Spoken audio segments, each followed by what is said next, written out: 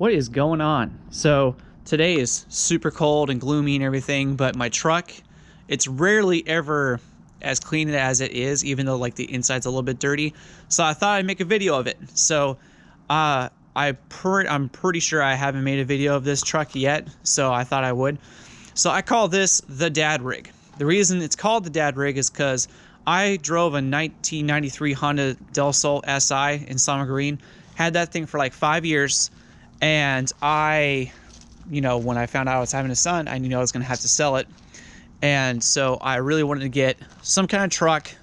I was looking for like square body Suburbans or square body Trailblazers, so that was kind of like out of my price range. But I stumbled out on this. It's a 2001 Chevy Suburban 4-wheel drive. And the reason I liked this because all the drivetrain in it is pretty stout.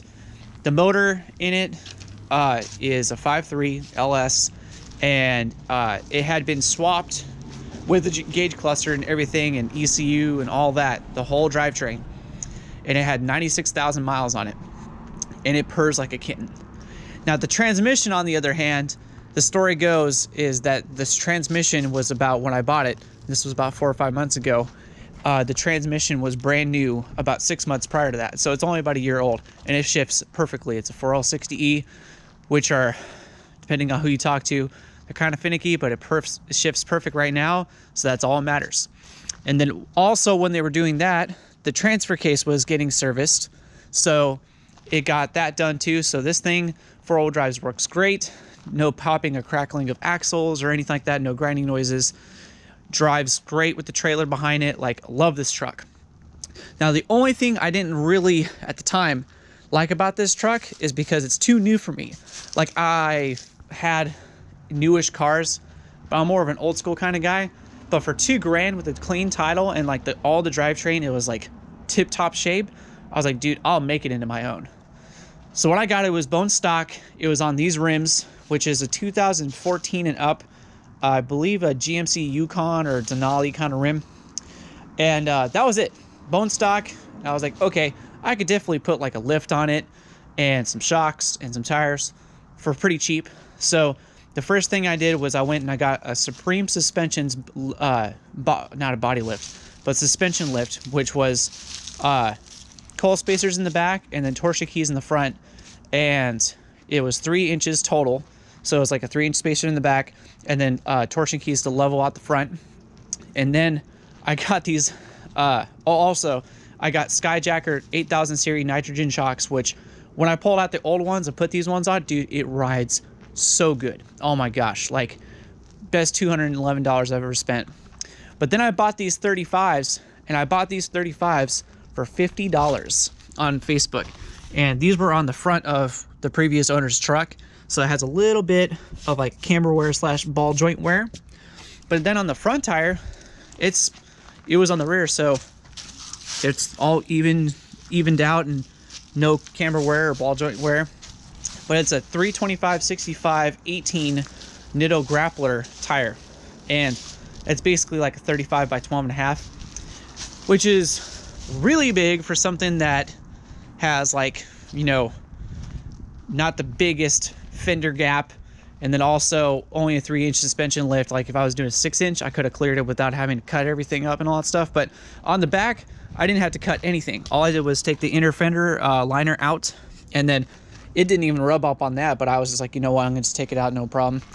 But I did do a little bit of trimming, and my version, a little bit of trimming might be your guys's, man, that's a whole lot of trimming. But I had to take a section out right here, which was pretty much straight. So I had to take about 1.5 to 2 inches out here, and then also it came all the way up. So I had to take this whole section out, and if I'm correct, usually big lifted truck guys call this a north cowl cut, I guess, or something like that. But they usually put a plate in here and all that stuff, and I was like, I'm not doing that. So you can still see the tape right there from where I was cutting. But yeah, I had to cut all that out. Then also I had to cut my front bumper kind of like at a curved angle. It was straight like this. No way that I was turning. So I cut it all the way down to the front lip. And yeah, that's basically everything on the outside of the truck. Now I got these really cool Z71, like old school, like 80s, 90s stickers. I thought those were cool. But then let's go to the engine bay real quick. And while we're here, the interior is pretty nice.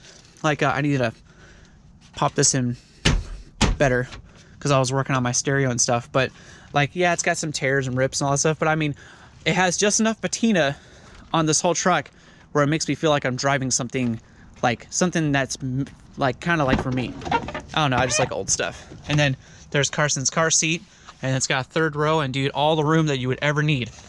But yeah, let's pop that hood and then see the glorious LS motor, which I'm not planning on doing anything crazy.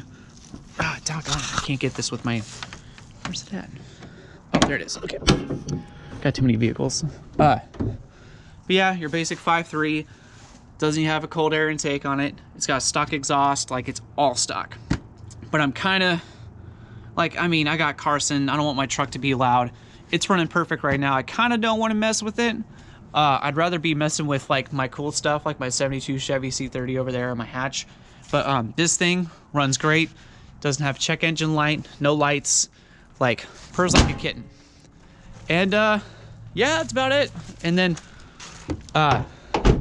as I've had the truck, I've just cleaned it up. Like it used to be, you know, pretty dirty on the inside, so I've like cleaned all the leather as good as I can, and I've done like a headlight restoration on the headlights. And the I didn't do them on the turn signals though, but they have a little bit of water in there. And then took like some mother's wax and got the you know, the chrome plastic, but the chrome bumper is actually real though. But yeah, that's about it. Like, best $2,000 I've spent in a long time. And yeah, like, couldn't ask for a better truck. Definitely, I feel like God blessed me and my family with this truck. But yeah, thank you guys for watching.